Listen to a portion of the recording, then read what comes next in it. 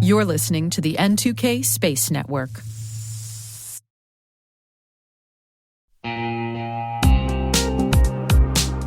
And now, a word from our sponsor. The Johns Hopkins University Information Security Institute is seeking qualified applicants for its innovative Master of Science in Security Informatics degree program.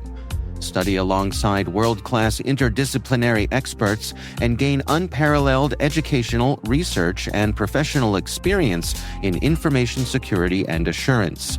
Interested U.S. citizens should consider the Department of Defense's Cyber Service Academy program, which covers tuition, textbooks, and a laptop, as well as providing a $34,000 additional annual stipend. Apply for the fall 2026 semester and for this scholarship by February 28th. Learn more at cs.jhu.edu/MSSI.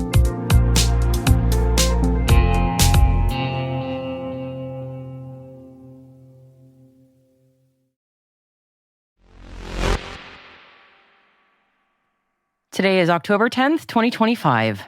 I'm Maria Varmazis, and this is T-Minus. T-Minus. 20 seconds to LOS T-Drift. Go for deploy. Roger, roll. 5. Faraday Factory and Zeno Astronautics are collaborating to improve superconductor magnets for space applications. 4. Sateliot has successfully completed the first-ever 5G IoT transmission between a standard commercial cellular IoT device directly from its low Earth orbit satellite constellation. 3. ESA has awarded a contract extension to Creotech Instruments for the development and launch of a fourth satellite for Poland's CAMILA Earth observation constellation. 2. Viasat says it's been selected for a prime contract award by the U.S. Space Force Space Systems Command for the Protected Tactical SATCOM-Global program. 1. Rocket Lab has signed a contract for 2 dedicated Electron launches with JAXA.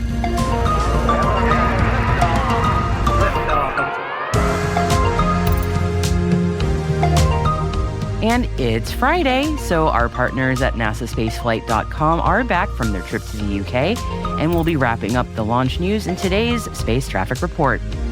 Stick around to find out what's gone up and what plans to head to space after today's Intel briefing.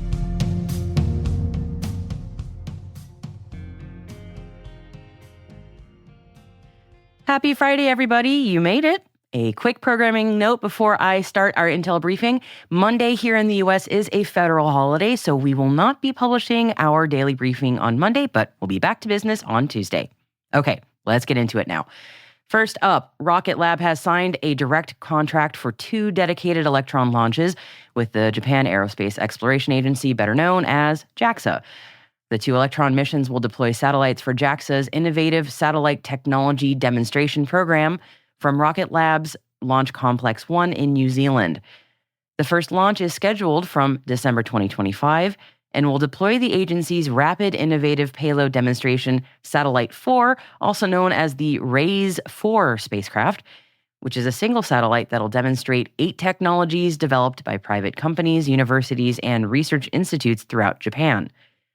The second launch is scheduled for 2026 and is a JAXA manifested rideshare of 8 separate spacecraft that include educational smallsats, an ocean monitoring satellite, a demo satellite for ultra-small multispectral cameras, and a deployable antenna that can be packed tightly using origami folding techniques and unfurled to 25 times its size. Rocket Lab's CEO, Peter Beck, was quick to point out the international importance of these launches, supporting the growth of Japan's space industry with launches on a U.S. rocket from a New Zealand launch site. And we certainly look forward to the no doubt incredibly clever mission names to come. Viasat says it has been selected for a prime contract award by the U.S. Space Force Space Systems Command for the Protected Tactical SATCOM-Global program, known as PTS-G. Viasat is one of 5 awardees to receive an initial delivery order 1 contract under what is a large indefinite delivery, indefinite quantity contract. The contract aims to deliver a proliferated small satellite geosynchronous Earth orbit constellation that will deliver resilience and anti-jam capabilities. Viasat's Space and Missions Systems team within its Defense and Advanced Technology segment will mature a design for a dual-band XKA band satellite and anchor station architecture, inclusive of tracking, telemetry, and command, satellite and network operations, and cybersecurity requirements. This work under the DO1 phase will take place over a 7-month period, culminating in a technical design review and demonstration of this capability. And the first launch of this PTS-G constellation is projected for 2028 to serve government end users. Let's head on over to Europe for the next 2 stories, starting first in Poland. The European Space Agency, on behalf of Poland, has awarded a contract extension to Creotech Instruments for the development and launch of a 4th satellite for the country's CAMILA Earth observation constellation. Creotech Instruments signed a contract with the European Space Agency worth 52 million euros for the CAMILA satellite constellation earlier this year. With the extension, the contract is now worth over 59 million euros. CAMILA stands for Country Awareness Mission in Land Analysis, and it will be a constellation of at least 4 Earth observation satellites. Under this contract, Creotech will provide the constellation, ground infrastructure, and launch services for the full-scale missions. Spain's Sateliot has successfully completed the first ever 5G IoT transmission between a standard commercial cellular IoT device directly from its low Earth orbit satellite constellation. The company says that the demonstration validates full interoperability between terrestrial and satellite networks, and it proved that cellular IoT devices that are designed for existing mobile infrastructure can seamlessly connect to space-based networks without any hardware modifications. Sateliot sent an end-to-end message using Nordic Semiconductor's low-power cellular IoT module, which is the lowest power cellular IoT solution on the market, apparently, with industry-leading battery lifetime performance. Without any hardware changes, the module then successfully connected through Sateliot's LEO constellation, replicating the seamless roaming experience that mobile networks already offer on the ground. And Japan's Faraday Factory and New Zealand's Zeno Astronautics are collaborating to improve superconductor magnets for space applications. Faraday Factory has been working to tailor superconductors specifically for space applications. They are a leading superconducting tape maker, and they plan to provide magnet coils with new types of HTS tape for testing in space. Zeno says that it hopes that the new tape will enable greater maneuverability of vehicles in space.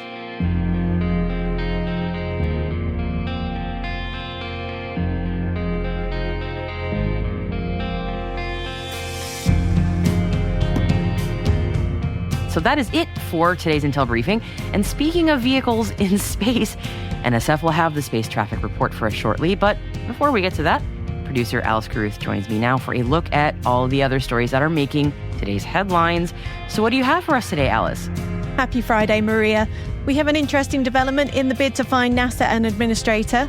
What's old may be new again, as Bloomberg is reporting that Jared Isaacman met with US President Donald Trump about possibly taking on the role. China's CAS is awaiting clearance to launch a prototype cargo spacecraft, and NSF is reporting a surge in static fires over in China as their space industry continues to grow. And please remind all our listeners about where we can learn more about all of those stories. We include links to the original sources of all the stories we mentioned throughout the episode in the selected reading section of the show notes that are included on the podcast platform that you listen to us through. Those show notes can also be found on the episode page on our website, space.n2k.com. Tomorrow, please be sure to check your podcast feed for T- Deep Space. It's our special edition Saturday show where we share an in-depth interview and dive a bit deeper into fascinating topics with brilliant guests. And on T- Deep Space tomorrow, we have Marta Gonçalves, Science and Education Officer at the Portuguese Space Agency, joining me. And we're going to be discussing the EUROC Student Rocket Competition, which is actually happening right now. Yeah, that is on T- Deep Space tomorrow. Don't miss it. And a quick programming note that indeed Monday is a federal holiday here in the United States. It's Indigenous Peoples Day. And in honor of that day, we are running an encore presentation of my interview with former NASA astronaut and member of Chickasaw Nation, John B. Harrington. He was the first Indigenous astronaut to go to space, and he's going to be speaking about his work to engage Native American youth in STEM. And we'll be back to our regularly scheduled Intel briefings on Tuesday.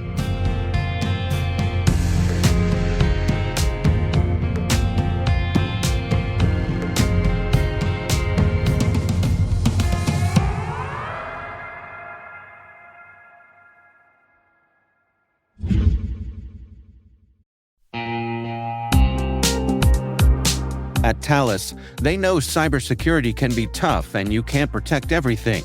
But with Thales, you can secure what matters most. With Thales's industry-leading platforms, you can protect critical applications, data, and identities, anywhere and at scale with the highest ROI.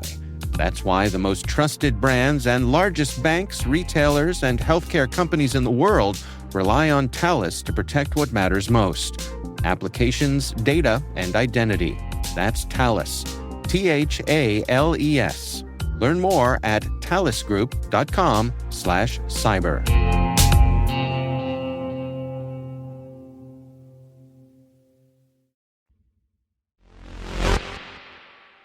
And Friday means it's time to check in with our partners at nasaspaceflight.com for the weekly space traffic report. I'm Alicia Siegel for NSF, and this is your weekly space traffic report for T-Space. Starting off the week on October 7th, we had a Falcon 9 launch from Florida. Lifting off at 6:46 UTC on October 7th, the mission carried 28 Starlink V2 mini satellites into orbit to expand SpaceX's internet constellation. The booster for this mission was B-1090, which flew for the 8th time and landed successfully on the deck of SpaceX's drone ship, a shortfall of Gravitas. The next day, a Starlink mission lifted off from California. On October 8th at 3:54 Universal Time, Falcon 9 ignited its engines to deliver 28 more Starlink V2 mini satellites into low Earth orbit. SpaceX used booster B-1071 for this mission, which flew for the 29th time, becoming the second booster to fly that many times. It ended this mission by successfully touching down on the deck of drone ship Of Course I Still Love You. With the 2 missions this week, SpaceX has launched a total of 9,952 Starlink satellites, of which 1,344 have re-entered and 7,495 are now in their operational orbits. Later that day, Blue Origin launched its 15th human mission on New Shepard. Lifting off at 13:40 UTC, the rocket carried 6 passengers to just over 100 kilometers and back. The passengers lifting off from Blue's launch site 1 in West Texas were Jeff Elgin,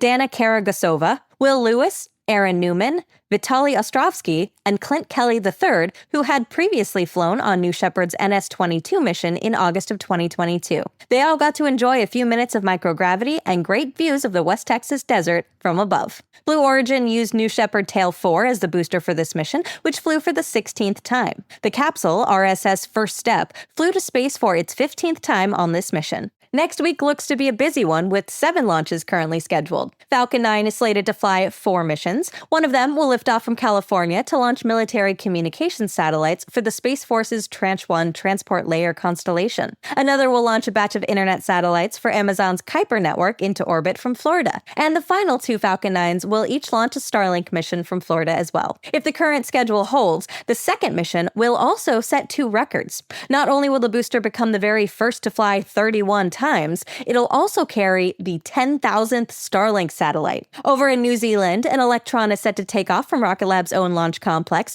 to launch another synthetic aperture radar satellite for Japan's Synspective. The mission is dubbed Owl New World. We'll also have a couple of missions from China.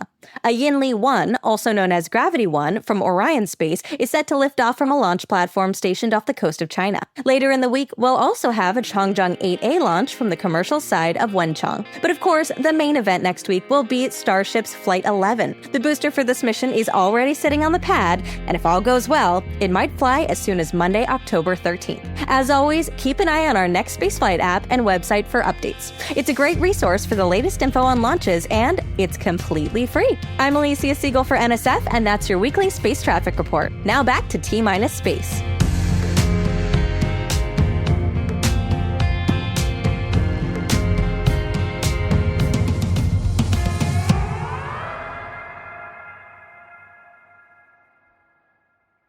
We'll be right back.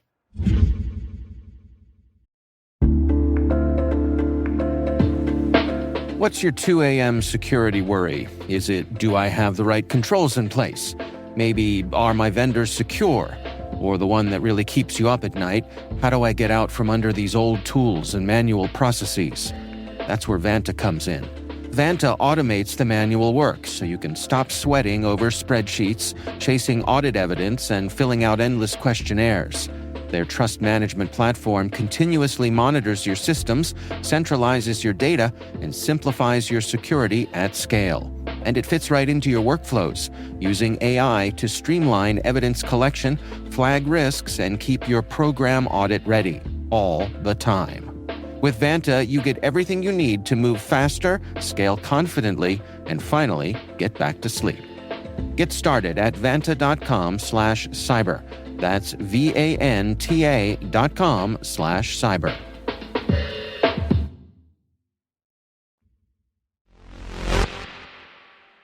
Welcome back. In Brownsville, Texas, where crowds gather every few months to watch SpaceX launch from Boca Chica Beach, there is a new program called Project Vortex, giving high school students a chance to build and launch a rocket of their own. The Star Society, meaning the South Texas Astronomical Society, is putting this project together, and it is the first of its kind in the region. In over 13 weeks, local students will design, assemble, and launch an 11-foot rocket to reach about 10,000 feet next spring. And the teams will handle everything from avionics to outreach because, as the organizers say, spaceflight needs more than engineers alone. Amen to that. A rocketry initiative is always applause-worthy, and it's no coincidence that tomorrow we are running a special on a rocketry competition in Europe.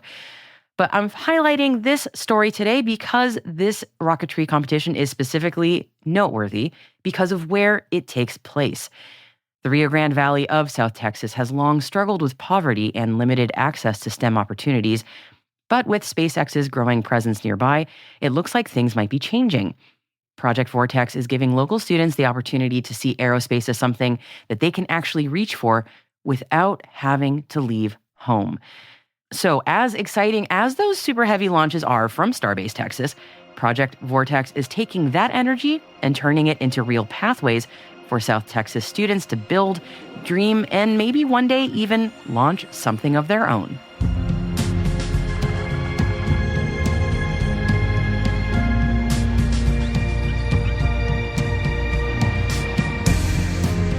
And that's T-Minus, brought to you by N2K Cyberwire.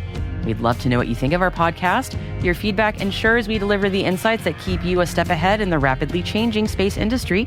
If you like our show, please share a rating and review in your podcast app. And please also fill out the survey in the show notes or send us an email at space@n2k.com.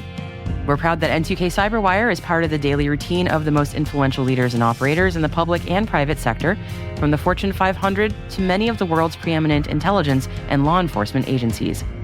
N2K helps space and cybersecurity professionals grow, learn, and stay informed.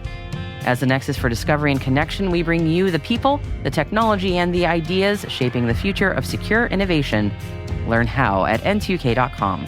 N2K's senior producer is Alice Caruth. Our producer is Liz Stokes. We're mixed by Elliot Peltzman and Trey Hester, with original music by Elliot Peltzman.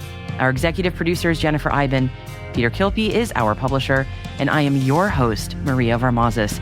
Thank you for listening. Enjoy the long weekend, everybody, and we'll see you back here on Tuesday.